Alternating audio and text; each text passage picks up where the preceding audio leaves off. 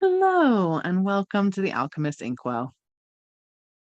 This is your spiritual podcast for grounded people. And today is not a grounded sort of feeling day. It's rough out there for technology and mercurial governed things. Not gonna lie. This is a really hard Mercury retrograde. Yeah. I know they happen often and we've gone through many of them, but this one in particular is very, very challenging so It far. honestly it is. And again, one of the things that's like my as an astrologer, my New Year's resolution is to not over or underplay transits and to be as Mhm. honest with them as possible. Um, And one of the things that this Mercury retrograde is teaching me is just how, Mercury is halfway through, but it's in Capricorn. It's with the sun right now, of course, but it's also, we have this Pluto kind of interaction that it's heading towards. And especially now that we're in the second half of this retrograde, it really is feeling like you can feel that coming. Um, I'm just checking my stuff here to make sure I've got the most accurate information. But the sun has had its cazimi over the weekend with Mercury retrograde. So we reached that halfway point. But when Mercury completes this retrograde, and for some reason, what I'm seeing here isn't looking the way I think it should. So I want to check something else. But Yeah. when we think about how Mercury is going to finish retrograde on the 18th, so we are very close to being almost there. It's just been a very chaotic one. And I think that this really goes to show a lot of whole sign house aspects and the relevance of them. Mhm. Because it had over the weekend, especially a partile trine with Uranus. So we did have that very close aspect. It was exact. Um, but even so, we're in the same sign as Pluto. We don't have Venus running along with Mercury anymore. So Mercury, since being back in Libra in October, even before that, had been with Venus. And Mercury, the cool thing about Mercury that makes Mercury kind of unique among the planets is that Mercury is known as the one who approximates planets that Mercury is with. So Mhm. Mercury with Venus took on some Venusian qualities. And one of my questions is, did we just sort of get used to Venus Mercury? And now we're getting Mercury, or Mercury Sun and Mercury coming towards Pluto, which is a debatable kind of, chaos, but also Mercury with Uranus and the approximation of non-personal, more impersonal. We had crazy weather events over the weekend during that Mercury Uranus trine. Also over the weekend, certain countries had crazy events that were reminiscent of other Januaries that many of us have heard about. You Mhm. know what I'm saying? I don't need to go too deep into it, I'm sure. Um, but so it's been very global, as the transpersonal planets are wont to do. And so with Mercury really bringing that in and making it personal, our lives have been a little chaotic too. And Yeah. it's just crazy to think about, especially with this retrograde being in Capricorn. A lot of our foundations, the earth that you build your house upon, is kind of what's being tried and tested. We talked about checking the pipes and checking your car and all of those things, because this is a time where we're experiencing a shakeup of those situations. And depending on where it is in your chart, it's been really playing with technology as a whole, with connections, because technology really is communication, right? And Mercury does that. So we noticed that as kind of a staple theme typically with Mercury retrograde, but this time it's like whole systems, and networks having problems, things like that. So I mean, we Yeah. were just dealing with that right before this recording. So Yeah, everything we tried to do before this recording had hold up technology wise. yeah, And it wasn't like, you know, the flickering of the computer or something like that. It was like, this system is down. This system is this down. system is down. This system is down. Like a systematic wide sort of energy. And it's Mhm. also because it is a very system-based Mercury retrograde in a lot of ways, your physical health, also physical and mental You are health. a system. You're a system. Your body is the system for doing things. And so that is also a huge theme for this retrograde that I've seen come up kind of over and over and over again. Travel, of course, too, but it's more of like a weather-based obstruction with travel this time, as opposed to like So again, system-wide failure for your travel systems would be weather more than anything, as opposed to like minor delays because of your own personal stuff or whatever going on. It's definitely more of a like, oh, we have a freezing ice storm. And therefore we This is have what we are. thousands of flights canceled because the system couldn't handle it. Yeah. Yeah. So that it is happened. very, yeah. So I can't stress this enough. And I have texted people about, like, texted my group about this and like other things because it's so important. Like, take things slow this week leading up into the 18th. Like, please, please, please. And which for some reason I thought it ended on the 13th. And I don't know why I thought that. I swear to God, Mercury's like, Mercury retrograde ends on the 18th. Mars retrograde ends on the 12th into the 13th. That's what it is. Mars retrograde landing on the 13th. That's what it is. Okay. I was like, why did I get that wrong? Because I totally got it wrong. So anyway, owning up to that, it ends on the 18th, which I knew, but I didn't. Anyway. Yeah, it's easy to get those two mixed up. It's Mercury retrograde. It's Mercury retrograde. Also, me and Hermes have just barely gotten back to being on good terms. So there's that there. But make sure that, especially leading up to, through this week after Mars is out of retrograde, which will be nice, but you still want to make sure you're taking things really, really slow instead of getting super over frustrated with them. If you've driven anywhere recently, you can tell the people who are not following this advice very, very simply. Don't be one of those people. It's so much worse can go on if you get overstressed and flustered and let it like just bulldoze everything. So do everything possible to like ground yourself in the situation, center yourself, let things roll off your back, because it's going to be the time to go slow. Things are just going to be broken and make you go slow down, and it is just what it is. So like adopt that stance to it, because it's a lot. Yeah, this is one of those weather reports where they're saying, hey, it's going to rain, and you get to know that, so you get to take an umbrella as compared to everybody else who's stuck in the rain. And so what that really ends up meaning is, like, yes, everyone is going to experience Mercury retrograde. Knowing about it doesn't make you exempt. It just makes you able to prepare. And it makes you, in the moment when something does happen, it gives you clarity and insight into that moment a lot quicker than someone who is caught off guard. So that's what we're saying when we're saying, hey, use this transit to your advantage. It's not bypass the transit, because life experience is still necessary. But it is also saying, if you feel frustrated, you get to stop and say, okay, but this is supposed to happen. This is happening right now because this is the time for it. What can I get out of it? How is it happening for me? And sometimes, please, everybody understand, because I am one of these people, especially over this last weekend, sometimes blow up.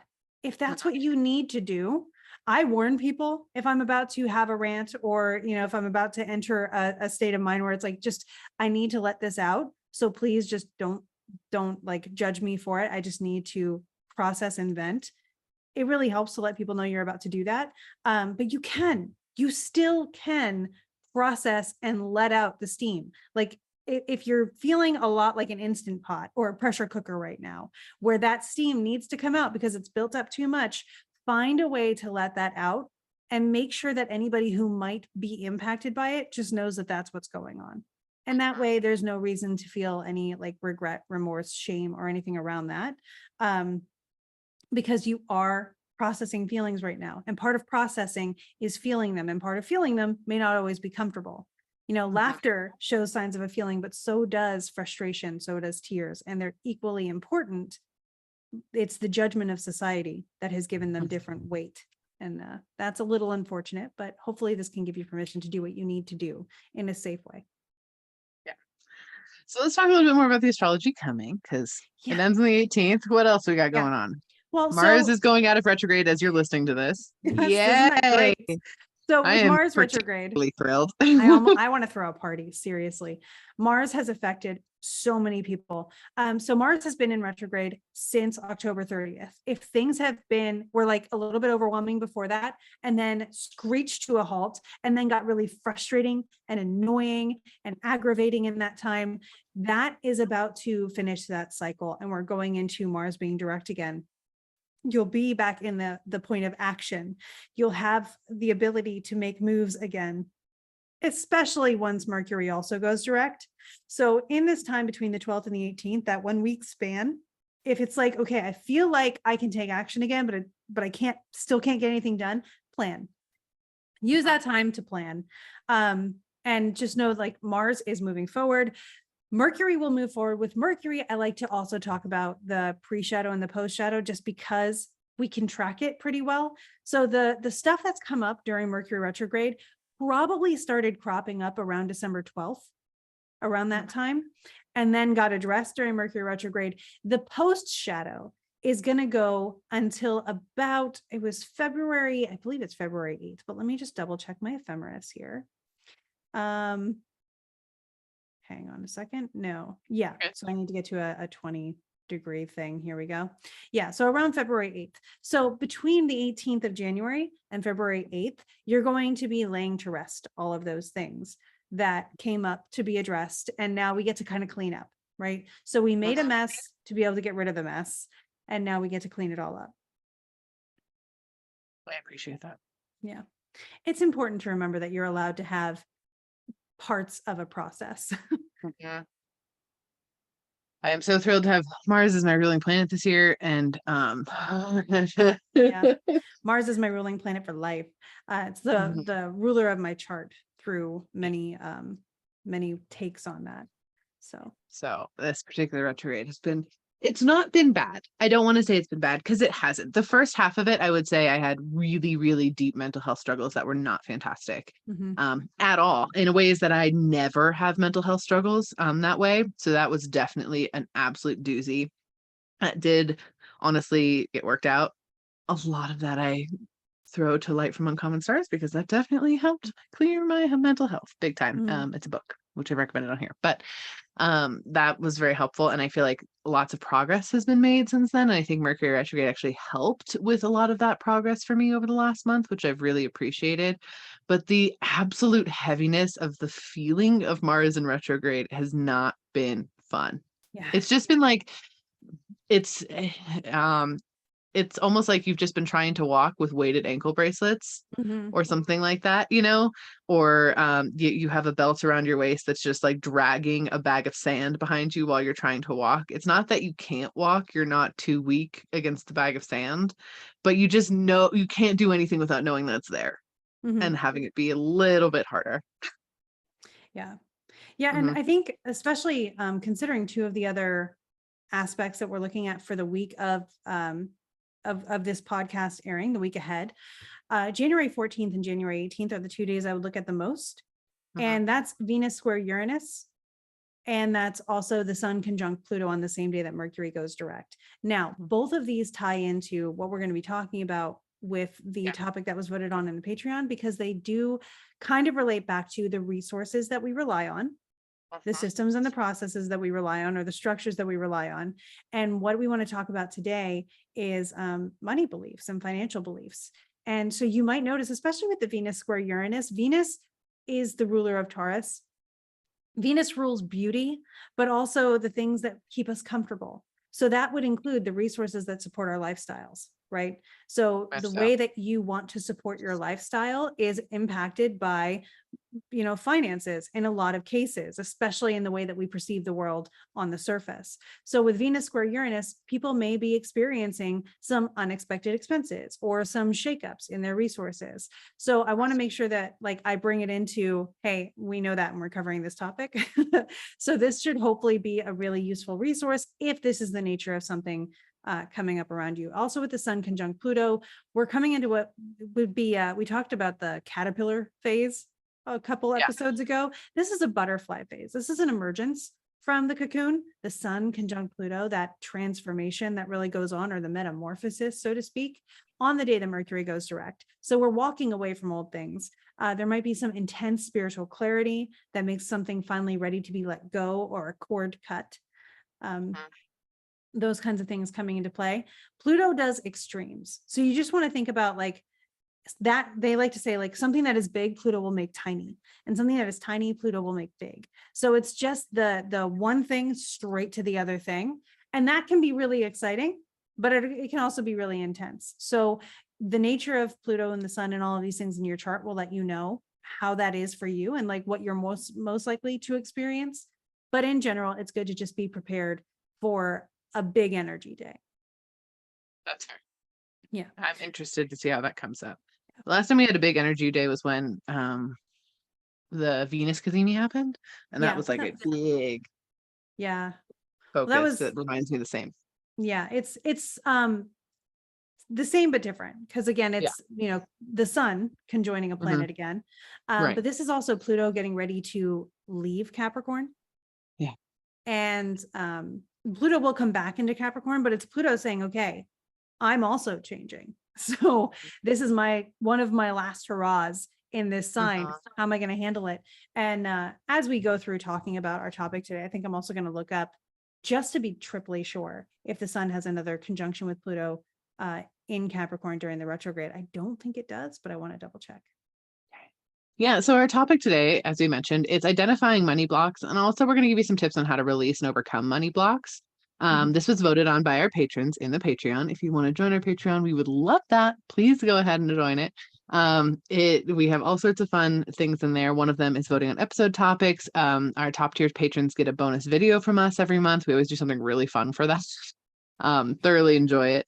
We also release the episode early for all our patrons. We have ability to ask us questions. There's a lot of really fun stuff you can do in the Patreons. We would really appreciate and love if everyone was in there. It's just super fun. It's just another way for us to get interact with you, and we appreciate that. It's great. So we have a really fun docket of stuff coming up for the next couple weeks because of what our patrons voted on. And the first one was how to identify and release money blocks, which I think is really apt for this particular time, not just astrology wise, but obviously we're coming out of December and that's the holidays, and a lot of money stuff happens in the holidays. And so a lot of times what happens when we hit the energy of January, I cannot speak today. Mercury retrograde. As you Do regroup, not. it is cool to note that the sun will actually conjoin with Pluto as like right within a couple days of Pluto moving firmly into Aquarius at the end of January 2024. So we do have one more Cazimi of those two in Capricorn as the sun basically ushers Pluto into Aquarius for the final time. It's pretty neat. That's cool. So that's that. Okay. So that's coming up though. We have not that specific Cazimi, but a different Cazimi. Yeah. So there are two more, but they're both pretty cool. Yeah. Yeah. So anyway, basically once we hit January, a lot of time what the energy does is, even though we've had this big spend for the holidays or stressed about the holidays, or we had these unexpected expenses come up in December, which is a very December trend, we hit January and then everyone's like, it's time to better yourself, which is also spending money. And then we get really, really hard on our spending habits. We get really hard on our finances, and we tend to get really hard on ourselves. It's also, of course, in America leading into tax season, which is so fun for everyone. It's not, but it is. It's a lot of that I don't think we should have to do, but it's okay. Yeah. So it's a really wonderful time to talk about this. Diving in, I really wanted to start by covering some of the most common money and financial blocks that people have. And you might not have thought about these as financial blocks previously. So if you think you might have them, you can muscle test. We've done episodes on that, or you can just journal it out and see if that feels affirmative, or test feel your body out. If you get like a big, ooh, I think I have that one. Or of course, our favorite hack, look at your parents. Do they have it very apparently? Then you probably do too, because that is how it works genetically with your ancestral blocks. So first and foremost, and I have said this so many times in so many things, but I will say it again, the energy of money is the same energy as trust. They look exactly the same. The energy is identical when I look at them. So if you have trust blocks specifically around trusting yourself or trusting the universe to take care of you, definitely work on those if you're having financial things come up, or big scaries around financial things, big blocks, anything like that. Working on your trust blocks first is always going to be incredibly impactful for your financial security. And I think maybe we should share some of our favorite like financial affirmations at the end of this too. I think that would be really fun. But I have some that really helped me. Yeah, me as well. Another huge money block that people don't realize is a money block. The block that money is the root of all evil. It is such a common statement that was invented by rich people. I'm not gonna lie. That and money.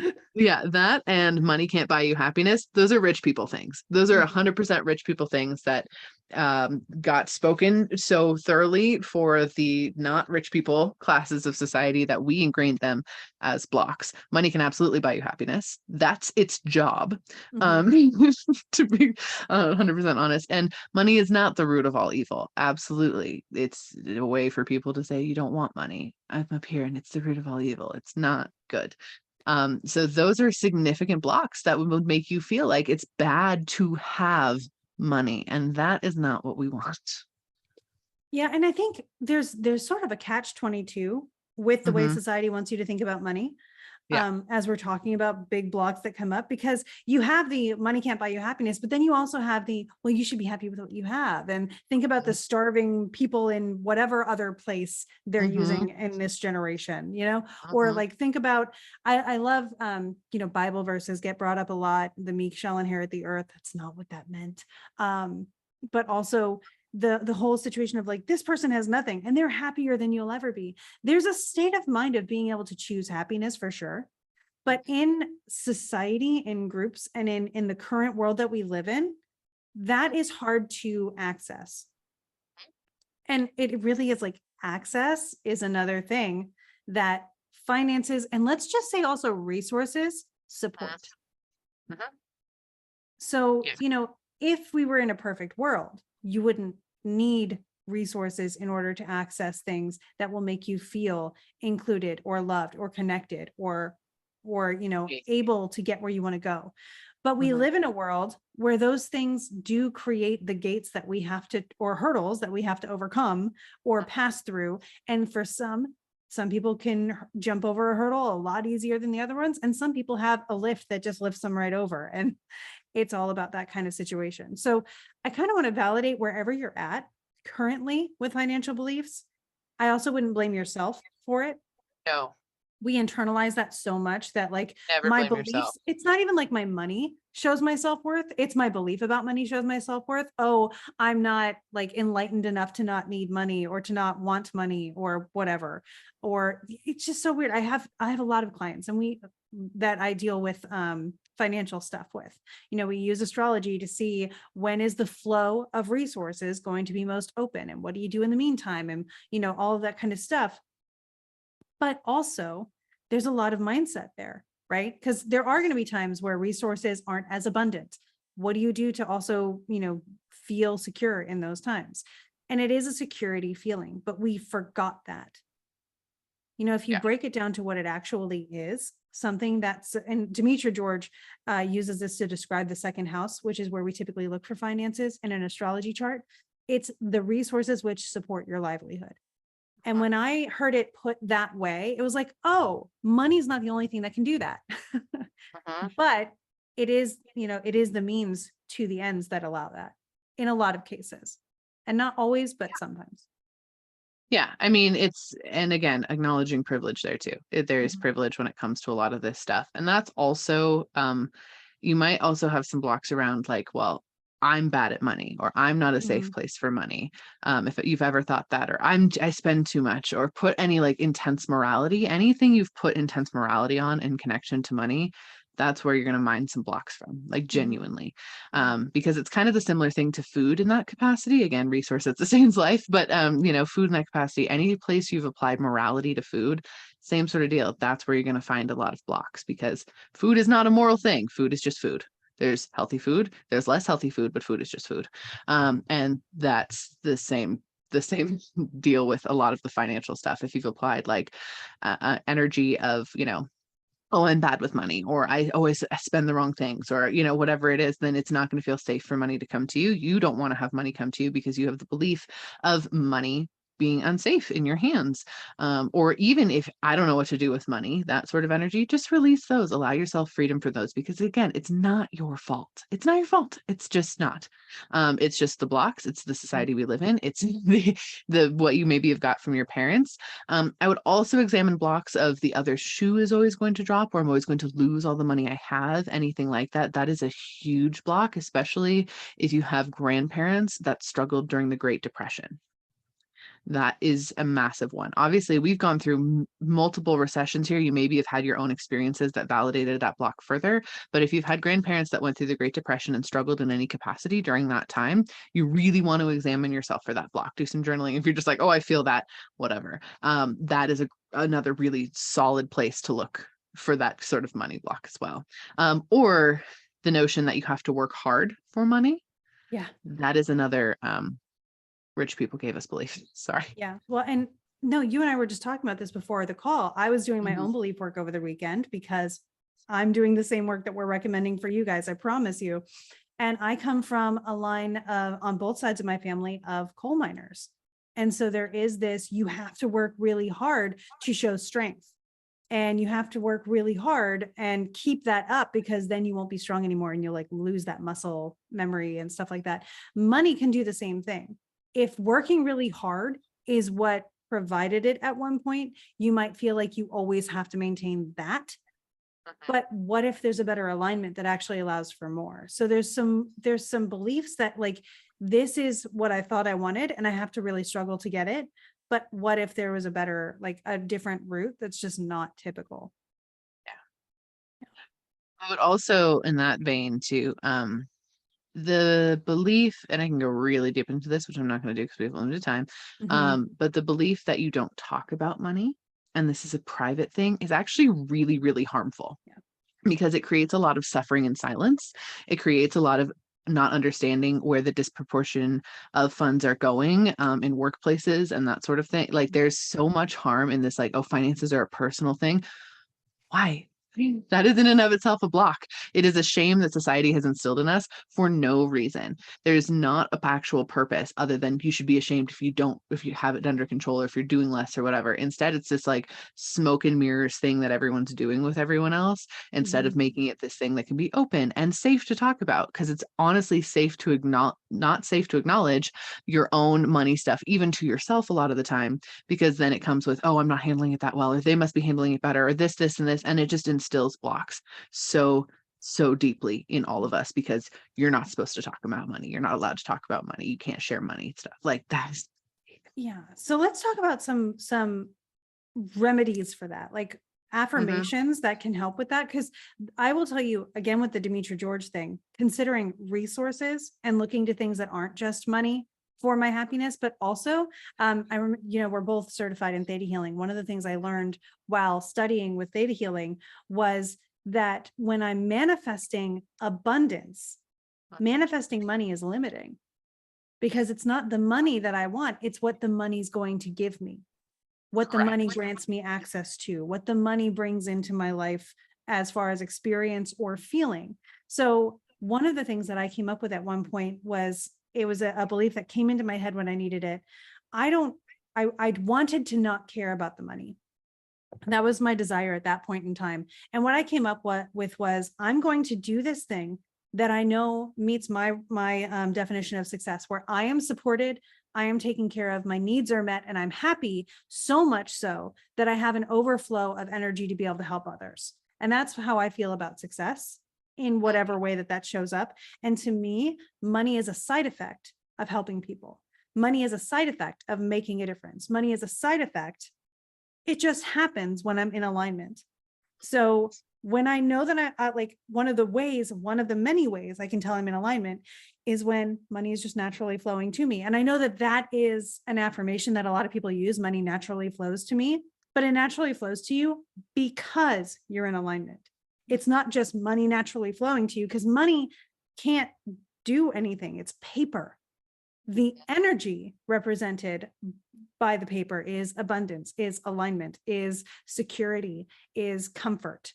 And so you think about what comforts you're looking for, what senses of security, support, what lifestyle you're hoping to be able to support. The lifestyle that you want will say to the universe or to the world, hey, I want to be able to live like this. And then the world will say, okay, here's everything you need to do that. Yeah. And it might not come in the form of money, because sometimes you're collaborating with someone and they can gift you something, or there's an exchange of services, or who knows what. Christmas can also come in relief, like debt relief, those sorts of things as well. Yeah. Yeah. So for that, the affirmation would be like, I am living in alignment, or I am Mhm. stepping into my alignment. I am allowed to be in my own alignment. Anything like that would be really beneficial. And we've talked about this before, but a really great way to like release blocks is list out what blocks you have and then write the opposite or the next truest thing or the thing you want to replace it with underneath it. That gives your set of affirmations. So every time those thoughts come up, you have one to pull in. Even if you don't remember what you wrote down, your brain's going to naturally fill that in because you connected them together, and that'll make a huge difference. Um, I also do recommend my one of my favorite like things to help with abundance. Look back on all the times and all the ways throughout your whole life that your spirit guides have supported you and held you and kept you there, and realize that because of all that, that means you innately matter, that you are of importance. Mhm. And because you are of importance, you are therefore divinely supported because you matter.